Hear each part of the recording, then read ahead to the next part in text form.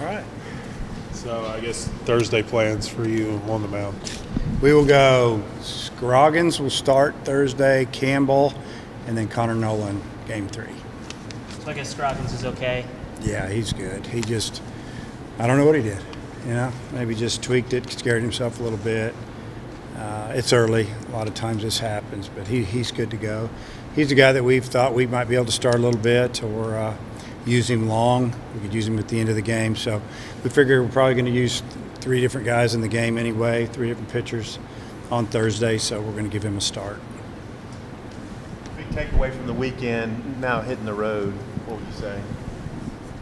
Well, I feel like that, our approach at the plate was pretty good. Really, the first day it was outstanding for the most part. Game 2, struck out a few times. Game 1, we didn't strike out at all, which I was excited to see. Guys made some good adjustments.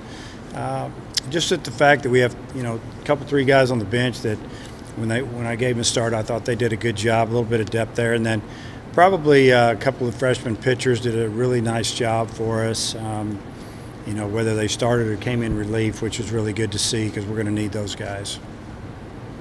Is Kevin Kopp still working his way back? Yeah, Kevin should be ready to pitch this week. He pitched pretty well early in spring practice. Had a little bit of a setback in our opinion, just some soreness that we didn't like. He didn't like it obviously, and skipped him last week. He threw a really good bullpen the other day, and he should be good to go this week.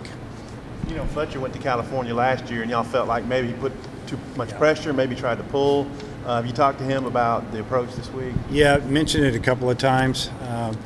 He did. He wanted to do so well in front of the probably home crowd and a lot of family and probably a lot of the guys he knew, a lot of the guys that were playing. And, I just feel like that, he learned from that. Hopefully he'll have a good weekend. He doesn't have to do anything great, just be himself and, do what he does, which is play great defense and hopefully get a couple of big hits for us and help us win some games. So hopefully last year was last year, and now he's grown up and he's over that.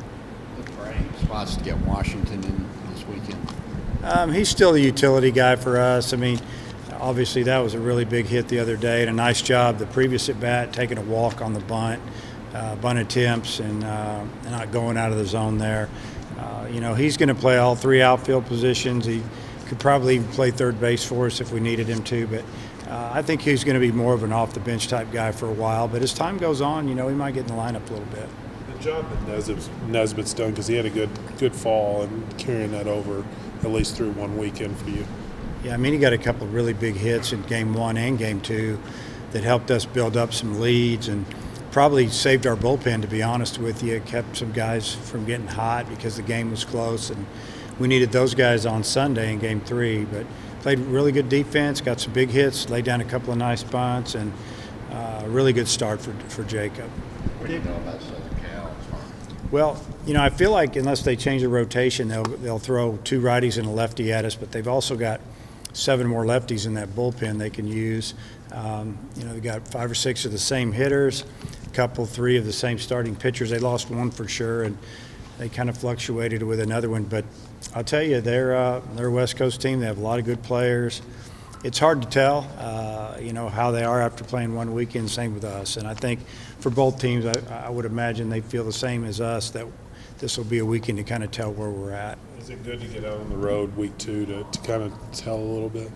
Yeah, I think actually getting to go on the road a little bit in the fall for that one game helped a little bit. I don't know if it's going to make a difference in this series, but we're going to travel, a little bit tougher travel than we've had in the past, where we're going to bust to Tulsa in the morning, catch a plane, head to Dallas to LA, instead of just a straight charter like we do in conference play. So the travel will be, not extremely tough, but not as easy as it normally is when we go this far away. So I think it'll be good for the team in the hotel, practice on somebody else's field the night before the first ball game. Just kind of get a feel for what it's like to go on a good conference trip.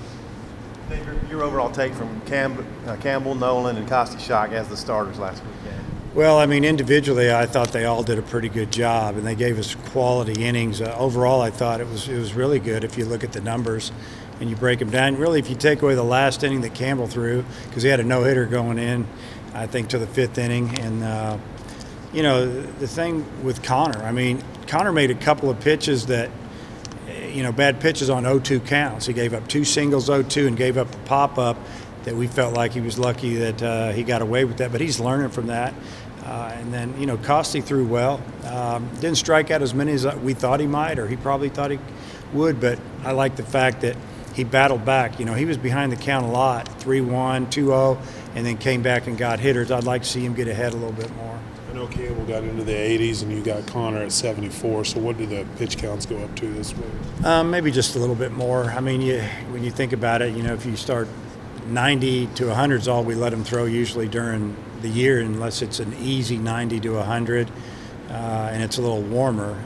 It really just depends on, are they working out of the stretch, they in jams all the time and getting out of them, being able to stay in the game. But, you know, probably 75, 85, somewhere in there, probably 80, 85. What's your optimal usage for Costi shot? A couple innings in game 2 or 3 maybe? Yeah, we're going to, you know, what did he throw the other day? 4 innings, something like that, 4+. Probably not going to see him throw on Thursday, but Friday or Saturday.